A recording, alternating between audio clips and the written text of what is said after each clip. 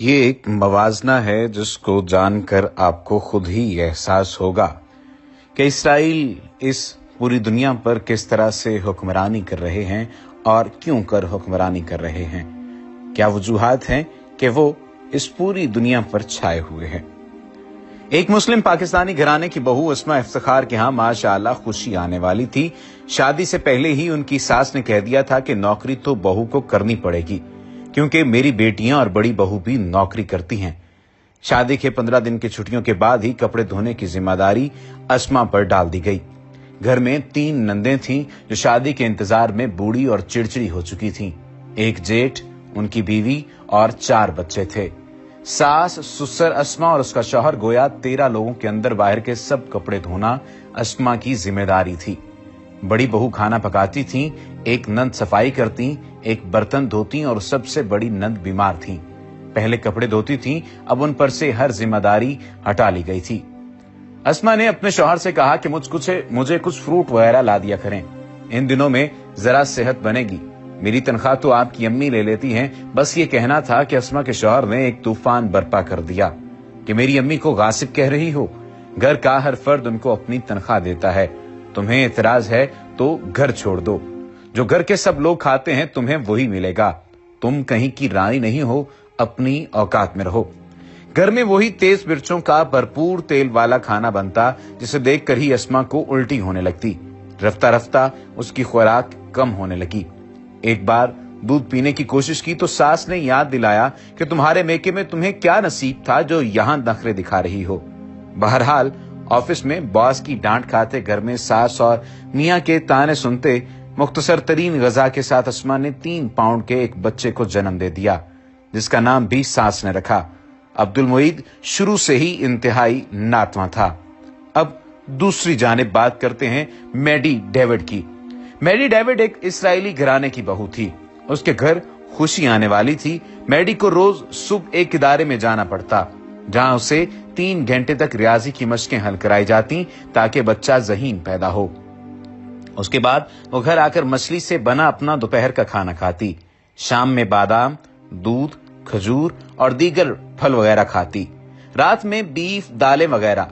दिन में कम से कम 2 घंटे सुकून हासिल करने के लिए मौसीकी सुनती। सरकारी तौर पर उसको वजीफा दिया जा रहा था ताकि वो एक सेहतमंद यहूदी को पैदा कर सके। उसकी सास और शौहर का रवैया भी निहायत मस्बत था, क्योंकि वो चाहते थे एक ऐसा यहूदी बच्चा पैदा हो जो नोबेल प्राइज हासिल कर सके। 80% यहूदी ही हमेशा से नोबेल प्राइज हासिल करते आए हैं। 17 जनवरी 1990 को आखिरकार मैडी के यहाँ 8 पाउंड का सोलेहन जोसेफ पैदा हुआ। उसकी माँ भी बहुत सेहतमंद थी और बच्चे को बेहतरीन इब्तदाई ग़िज़ाएं दे रही थी।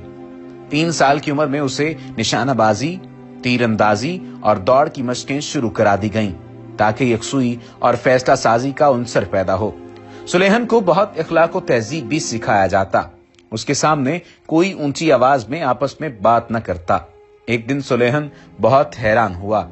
उसके माँ बाप हर मेहमान की बहुत तवाज़ो करते थे, मगर एक भारतीय मेहमान जब सिगरेट पीने लगा तो सुलेहन के वालिद ने उससे कहा कि आप घर से बाहर जाकर सिगरेट पिएं। मेहमान ने कहा सिगरेट की 80% फैक्ट्रियां यहूदियों की ही हैं। तो सुलेहन के वालिद ने जवाब दिया कि हाँ, वो हमारा बिजनेस है, मगर यहूदी स्मोकिंग नहीं करते। जैसे कि हम तमाम दुनिया के बच्चों को कार्टून नेटवर्क और डिज्नी वर्ल्ड दिखाते हैं, मगर अपने बच्चों को हम तीरंदाजी, घुड़सवारी, तैराकी और रियाजी सिखाते हैं। हमारे इस्राएली बच्चे कैलिफोर्निया के बच्चों से ज़हनी इस्तेदाद में 6 साल आगे हैं। हमें मालूम होता है कि हमको किस बच्चे को डॉक्टर या साइंटिस्ट बनाना है। हमें मालूम होता है कि हमें मुस्तकबिल में अपने कितने बच्चों को बिजनेसमैन या इंजीनियर या सियासतदान बनाना है। हर एक की उसी हिसाब से सारी जिंदगी ट्रेनिंग होती है। सुलेहन जोसेफ जब 6ठी जमात में गया तो उसे प्रोजेक्ट दिया गया कि $3000 की सरमायाकारी से $10,000 कमा कर दिखाए। उसे 3री जमात से कारोबारी हिसाब किताब पढ़ाया जा रहा था, मगर वो सिर्फ $7,000 ही कमा सका। इस नाकामी पर उसे कारोबारी रियाजी की एक्स्ट्रा क्लासें लेना पड़ी और 7वीं जमात में वो स्कूल के फ्राहम करदा $5,000 से $16,000 कमाने में कामयाब हो गया। अब वो एक पक्का यहूदी बन चुका था। अब वो जो चाहे मजमून अपने हाई स्कूल के लिए मुंतखब करता, मगर सिर्फ साइंसी मजामीन की इजाजत थी और सुलेहन ने न्यूक्लियर फिजिक्स का इंतखाब किया। ये वो साल था जब सुलेहन ने जिंदगी में पहली बार चिप्स पेप्सी और चॉकलेट चखे, क्योंकि सारा कचरा खुराक यहूदी बच्चों को मना होती है। सुलेहन को भी ये पहला तजर्बा आखिरी तजर्बा रहा और उसको माँ बाप से बहुत डांट पड़ी। अब वो फिर से जेब में खजूर और बादाम रखता है, जो टाफियों और अलम गलम से बदरजहा बेहतर हैं।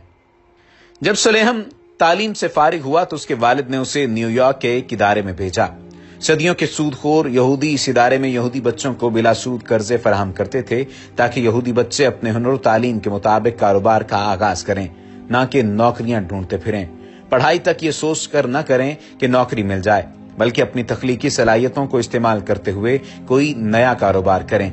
सुलेहन को अपनी तलब के मुताबिक कर्जा मिल गया। उसने इसराइल में एक लेबोरेटरी खोली, जहां उसके सब साइंसदान दोस्त भी उसके साथ मिल गए। उसके बाद जदीद टेक्नोलॉजी से उन लोगों ने वो हथियार बनाया कि दुनिया का हर मुल्क इसराइल से डरने लगा। अब दूसरी जानिब बात करते हैं इस्मा की। इस्मा के नौकरी पर जाने के बाद दादी के लिए अब्दुल मुईद को संभालना मुश्किल हो जाता। बस चिप्स, टॉफियां और दीगर अलम गलम देकर उसको बहला फुसला कर रखती। इन्हीं चीजों से उसका पेट इतना भर जाता कि वो खाना खा ही ना पाता। खाता भी तो मिर्चों और तेल की भारी मिकदार उसका पेट आए रोज गड़बड़ कर देती और वो कभी सेहत पकड़ ही ना पाया। अस्मा आते ही वॉशिंग मशीन लगाती और कपड़े धोने में जुट जाती। रात को फारिग होती तो खाना खाते ही सो जाती। अब्दुल मुईद को माँ का प्यार और तरबियत मिल ही ना पाई।